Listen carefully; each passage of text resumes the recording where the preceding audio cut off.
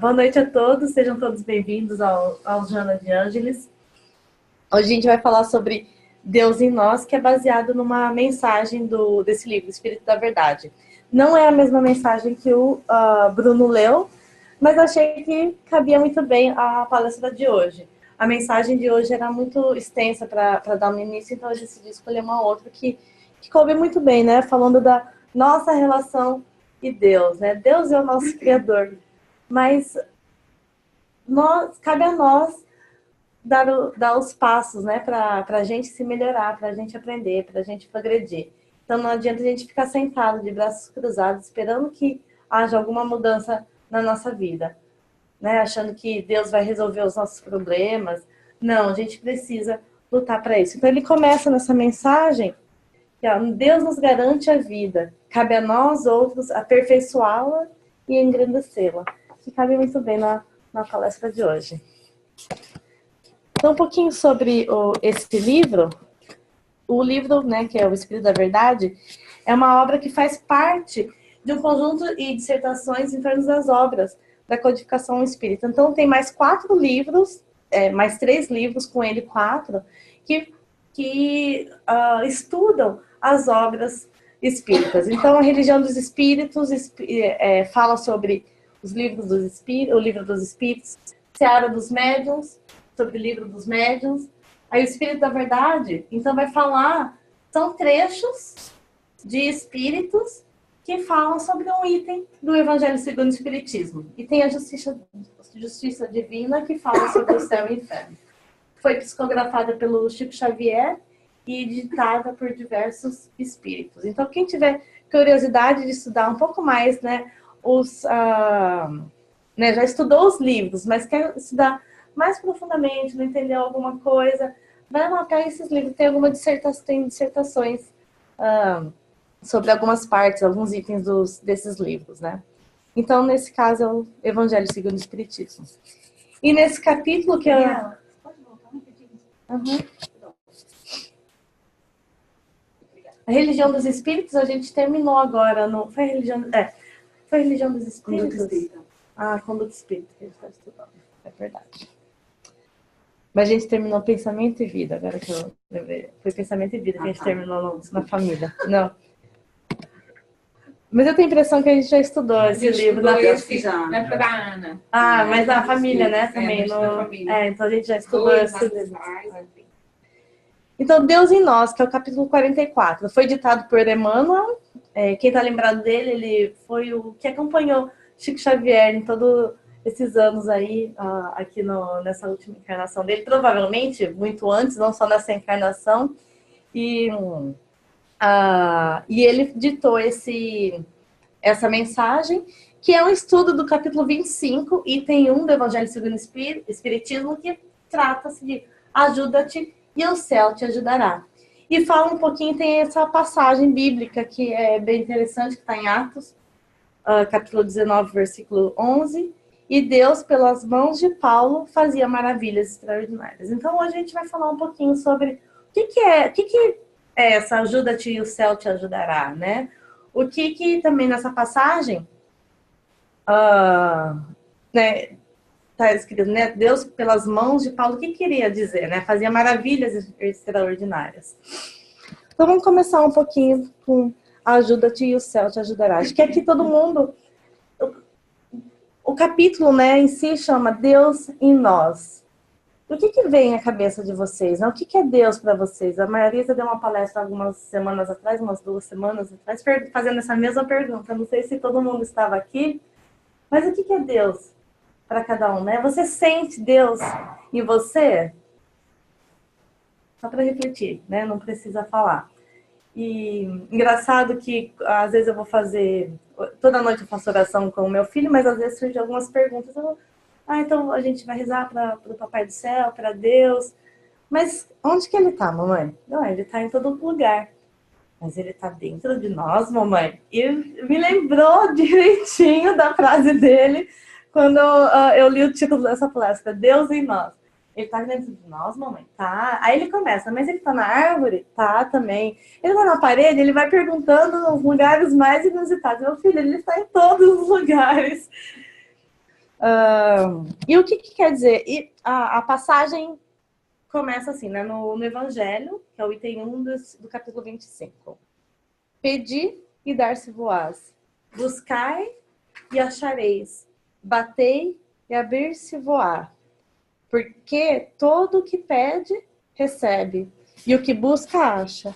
E a quem bate, abrir-se-á. Ou qual de vós, porventura, é homem que, se seu filho lhe pedir pão, lhe dará uma pedra? Ou, porventura, se lhe pedir um peixe, lhe dará uma serpente? Pois se vós, outros, sendo maus, sabeis dar boas dádivas a vossos filhos, quanto mais vosso Pai, que está nos céus, dará boas dádivas aos que lhes pedirem. Isso está em Mateus, capítulo 7, versículo de 7 a 11. Foi Jesus que disse. Jesus foi no Sermão da Montanha, então, nesse momento, a multidão estava seguindo ele. E ele fala todas as bem-aventuranças e tem um momento que ele fala sobre isso, né? Que pai, um pai bondoso, né, negaria algo ao seu filho? Imagine Deus, que é toda bondade, todo amor. Por que ele negaria um pedido nosso? Mas, vamos lá, né? Que tipo de pedido que a gente faz? Como que a gente busca o que a gente deseja? A gente está pedindo as coisas corretamente, né? O que a gente está pedindo? Então, só um pouquinho sobre o Evangelho de Mateus. Então, ele relata um pouco sobre a vida, os ministérios, a morte e a ressurreição de Jesus. O incentivo dele era tentar convencer os judeus que Jesus era o Messias prometido, né? Ele ressalta muitas vezes que Jesus cumpriu as profecias judaicas. E nesse momento que eu li, né?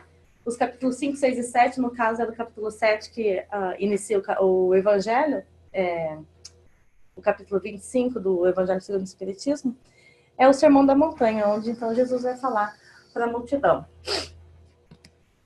Buscar e achareis. Eu achei essa imagem tão interessante, porque a gente sempre fala, procura no Google, qualquer coisa que você quiser, você acha lá. Há muitos anos atrás, meu marido trabalha no Google hoje, né?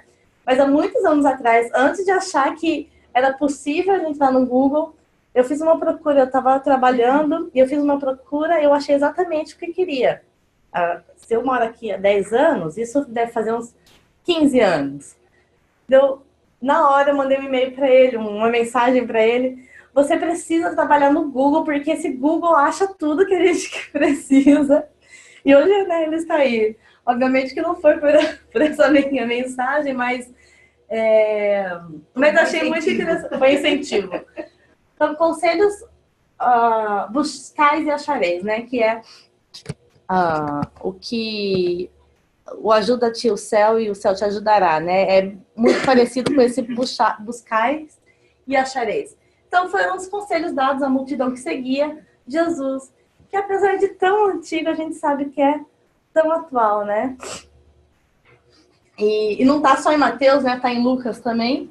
E a gente sabe que Jesus é a resposta do que a gente procura, né? Por que a gente está sofrendo? Ele veio falar sobre o amor, ele veio falar sobre o perdão, ele veio falar sobre amar o próximo como a si mesmo, né? Então, se a gente parar um pouquinho e a gente refletir nas nossas ações e tentar pensar, né, como Jesus faria? É difícil, a gente ainda não é perfeito como ele, a gente ainda tem muito o que fazer, mas se a gente, né, refletir, tentar sair da situação, será que a gente não vai se sentir melhor? Ou ao invés de agir com impulso, se a gente for mais vigilante, prestar atenção, a gente não vai estar agindo como Jesus? Então, esses ensinamentos de Jesus, que veio aqui há mais de 2000 anos atrás, ainda continuam muito atual para nós, né? E aí, diante de uma dificuldade, como que a gente acaba reagindo, né? O que a gente faz diante de alguma dificuldade que a gente acha que não tem solução? O que vem primeiro à nossa cabeça? Qual que é, né, a gente está planejando uma viagem super legal para passar o feriado e aí, né, o carro dá um problema. Essa é uma das menores dificuldades que tem na nossa vida, né? Um exemplo de, né, dá um problema no carro quando eu estou saindo de férias. É um dos menores dificuldades da nossa vida, mas é nesse cotidiano que a gente vai refletir, a gente vai aprendendo a lidar com o próximo. Como que a gente então lida com as dificuldades que a gente encontra, né? Qual que é a nossa primeira reação? Será que a gente se acomoda e a gente espera que Deus resolva os nossos problemas para nós? Será que a gente se desespera, acha que nada tem solução, né? A gente espera que Deus faça a parte que nos cabe? Mas Deus precisa... Quem precisa aprender, né? Somos nós. Não precisa ser Deus. Então, a gente que precisa fazer da nossa parte, tentar resolver, porque somos nós que precisamos aprender.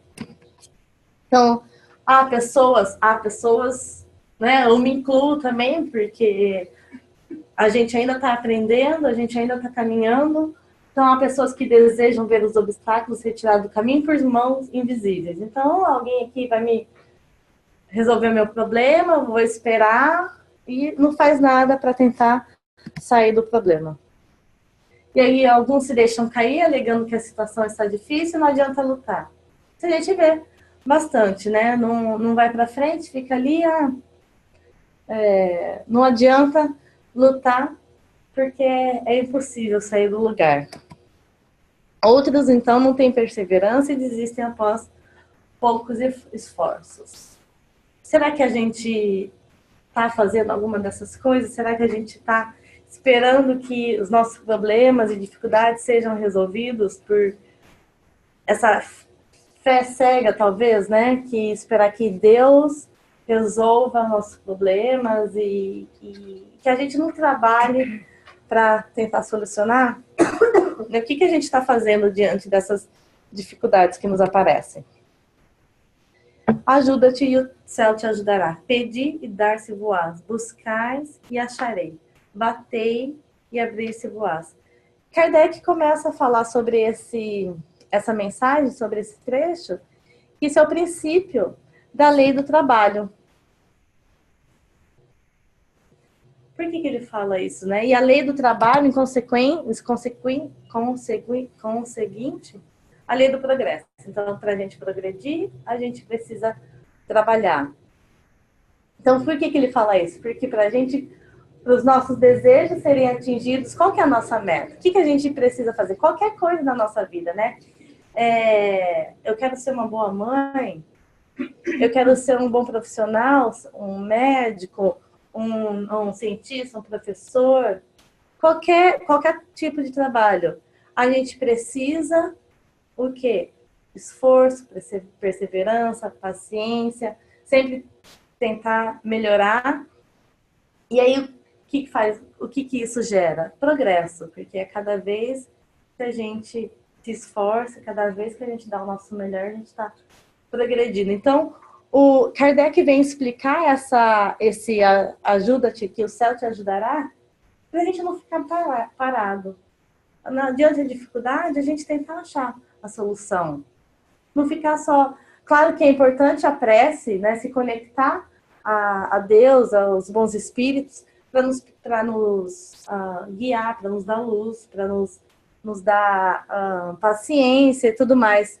Mas o primeiro passo, o passo precisa sair da gente, né? E o que é o trabalho? O trabalho é toda ocupação útil. E aqui eu coloquei alguns itens. Essa pergunta está no Livro dos Espíritos, é a pergunta 673, né? Eu coloquei alguns exemplos de algumas atividades úteis que não são tão óbvias como os nossos trabalhos. Todo mundo precisa trabalhar para sobreviver, para aperfeiçoar a ciência, ou para...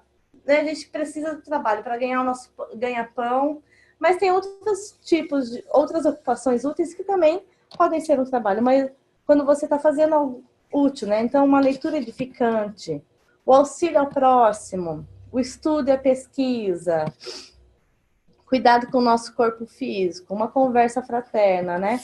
Então, são exemplos de ocupação útil, né? De trabalho que faz a gente se aperfeiçoar, que faz a gente progredir. Então, o trabalho ajuda a gente nesse progresso. Então, é lei do trabalho e lei do progresso, né? Elas estão uma ligada à outra. E esse desejo de melhorar, só a gente tem, só o ser humano tem, né? O animal, o que diferencia a gente do animal? Essa vontade de crescer, essa vontade de se melhorar, os animais não têm, mas nós temos. E o que a gente precisa para melhorar? O que a gente precisa para progredir, né? É muito esforço, é muita disciplina. Então, eu quero ser um músico, eu preciso praticar, eu preciso estudar, né? E não é da noite para o dia. É muita disciplina, né? É muita perseverança, resignação e paciência. Então, qualquer desejo, qualquer meta que a gente colocar na nossa vida, né? A gente precisa dessas e muito mais, né? Não só isso, são alguns exemplos do que a gente precisa para conseguir melhorar. Então, a disciplina, quando a gente não é disciplinado, a gente perde o foco, né? Então, quando a gente não impõe aquela rotina, né, de eu quero ser músico, então quantas horas por dia eu preciso estudar? Quantas horas por dia eu preciso praticar? Quando eu vou ter um descanso? A perseverança, não desistir, né? Poxa, essa nota eu não estou tocando direito, então como que eu posso fazer para tocar melhor? Persistir. Paciência, porque a gente sabe que é um trabalho longo, demorado, né? Não é da noite pro dia que a gente vai sair aí tocando né, um violino, uma flauta, e muita resignação, né? Então, esse desejo de melhorar tá dentro de nós. E o auxílio de Deus, né? Como que tá o auxílio de Deus? E aí tem aquele exemplo lá do carro, né? Diante a uma dificuldade da vida. Como que Deus pode nos ajudar? Como que os bons espíritos à nossa volta podem nos ajudar?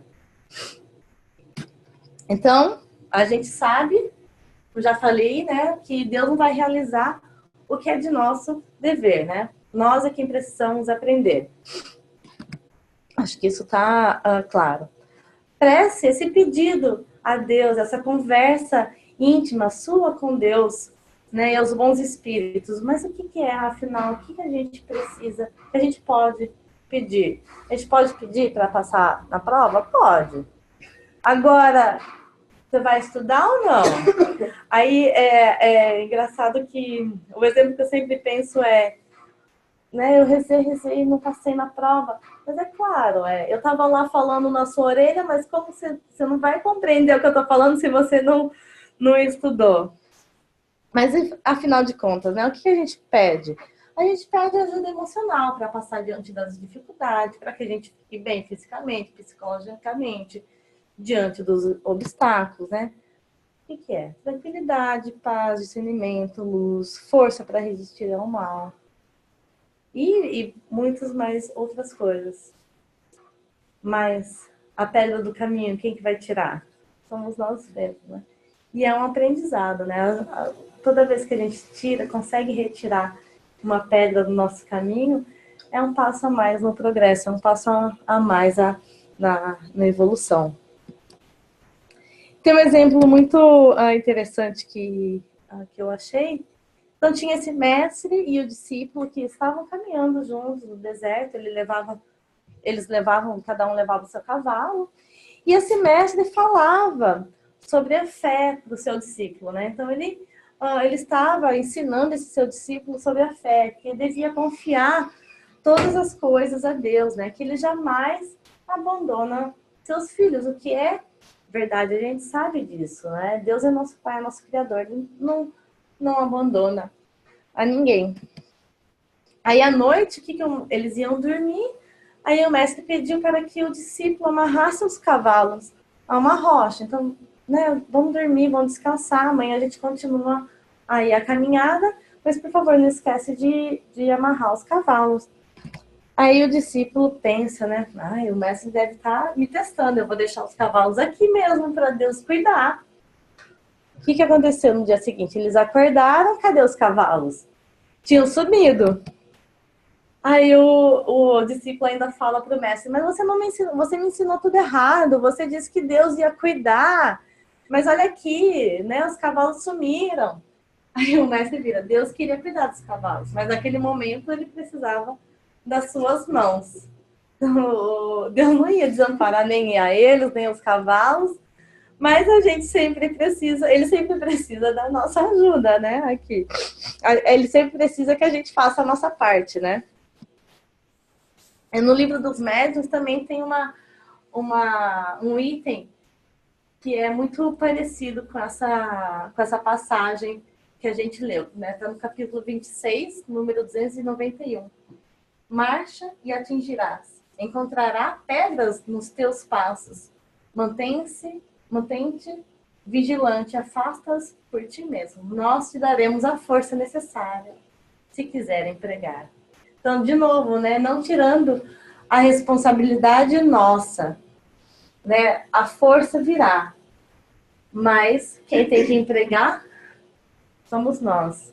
Se a gente quiser seguir em diante, nós é que precisamos empregar essa força que Deus nos dará, né? Que Deus nos dá. E diz, né, que Deus está emanando bênçãos a todo momento. E aí imagina a gente abrindo guarda-chuva, né? Não deixando essas bênçãos passar. Mas ele sempre está emanando. É a gente que tem que permitir que essas bênçãos cheguem até nós.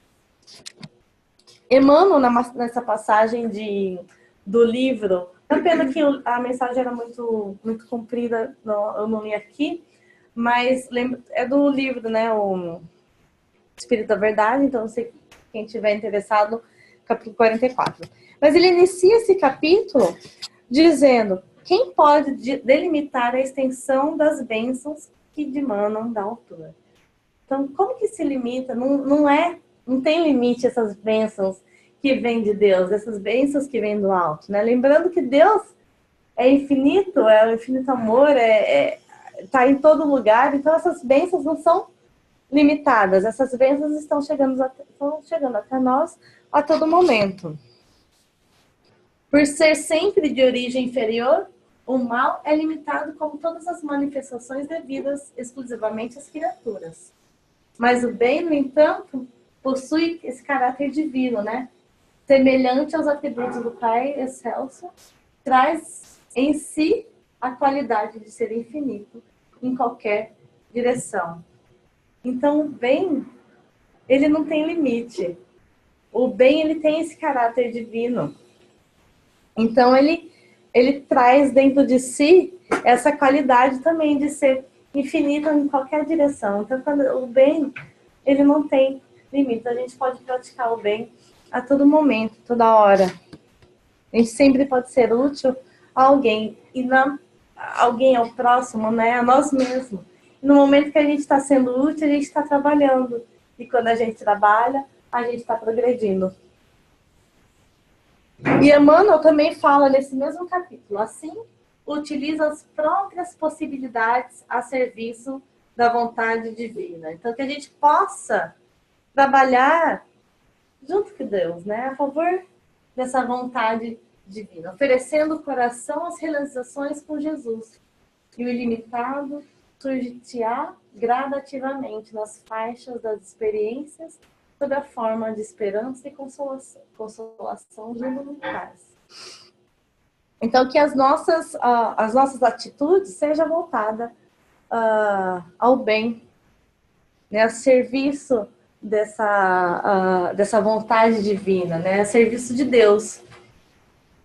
Se Deus está em nós, né, que é o nome do capítulo, Deus em nós, que a gente possa ter Ele realmente dentro de nós, que a gente possa, em todas as nossas ações, lembrar disso, que somos filhos deles. Então, a gente é capaz de fazer o bem a todo momento. Tarefas de Paulo. Então, nesse capítulo, ele também fala sobre Paulo, né? Esse é ele fala de um capítulo de Atos, que está em Atos dos Apóstolos. E quem escreveu o Atos dos Apóstolos foi o Lucas. Lucas escreveu o terceiro evangelho e Atos dos Apóstolos. E Lucas falou muito de Paulo. Como ele trabalhou muito tempo com Paulo, ele não conheceu Jesus pessoalmente, mas ele sabia muito profundamente sobre Jesus, porque ele acompanhou Paulo em muitas das suas tarefas. Então ele tinha um contato muito íntimo com Paulo e ele assim conheceu muito Jesus. Então, em Atos dos Apóstolos, tem a história do cristianismo desde a ascensão de Jesus, né? Então, Jesus, depois que ele desencarnou, depois que ele morreu, ele ficou 40 dias, depois ele teve a ressurreição, ele ficou 40 dias com os discípulos, e aí teve a ascensão de Jesus. Então, os Atos dos Apóstolos têm a história do cristianismo desde essa ascensão de Cristo e até a chegada de Paulo a Roma. Daí em Roma, Paulo é preso e tal. Então, ele fala muito sobre... Ele conta vários casos, né? De Paulo, de Pedro. E aí, no capítulo 44 do livro, o Espírito da Verdade, tem essa passagem. E Deus, pelas mãos de Paulo, fazia maravilhas extraordinárias. E por que será? Paulo estava trabalhando para Jesus. Paulo estava ajudando o próximo. Paulo foi foi o maior divulgador do cristianismo que a gente sabe, né? Então, através essa vontade de fazer bem ao próximo não tinha limite. Então, através das mãos dele, como ele era uma pessoa do bem, fazendo bem ao próximo, então, através de Paulo, Deus fazia... E Deus fazia pelas mãos de Paulo maravilhas extraordinárias. Era isso, é isso mesmo. E aí, Emmanuel fala, né, sobre essas tarefas de Paulo. Né? Eis o valor do registro do Atos dos Apóstolos, né, que foi citado anteriormente, ao recordar-nos a magnitude das tarefas de Paulo, quando, iniciado de Damasco, se dispôs a caminhar auxiliando e aprendendo, no holocausto das próprias energias, a exaltação do bem. Então não tinha limite o bem. Deus estava dentro dele, né? Ele sabia o que ele precisava fazer, ele sabia que ele era um discípulo de Jesus. Apesar de antes dele ter chegado em Damasco, ele negava Jesus, né? E, pelo contrário, ele estava perseguindo o cristianismo, os cristãos, até que ele teve essa visão e se deu conta do trabalho extraordinário que Jesus veio nos ensinar. Quando agimos no bem, sentimos, então, a presença de Deus dentro de nós. Então, medita no emprego dos teus recursos no campo da fraternidade. Então, lembrar, né? Então, toda a nossa ação, todo o nosso trabalho para o bem, a gente sente, então, a presença de Deus dentro de nós. E aí, na passagem que o Bruno leu, que eu achei que cabia muito bem aqui, que está no Encontro Marcado, é o capítulo 29. É do Espírito de Emmanuel. Então, Deus nos garante a vida, né? Então, Ele é o Criador. Cabe a nós outros aperfeiçoá-la, engrandecê-la. E a gente vai fazer isso através do trabalho. Trabalho físico, do nosso esforço, do nosso trabalho intelectual, para a gente também aprimorar nossa inteligência. O trabalho para engrandecer também a nossa moral, estudando e fazendo bem. Deus nos provê de inteligência e respondemos pela formação da cultura. Então, aqui, o texto que foi baseado a palestra do Espírito da Verdade. Eu sempre uso a Bíblia online, sempre tem um episódio bíblico, então eu gosto sempre de ler o que aconteceu antes. Eu sempre trago também o contexto histórico de como que a situação estava acontecendo. Então, eu sempre uso uma Bíblia online, Evangelho segundo o Espiritismo, ou a Bíblia que foi traduzida também pelo Haroldo.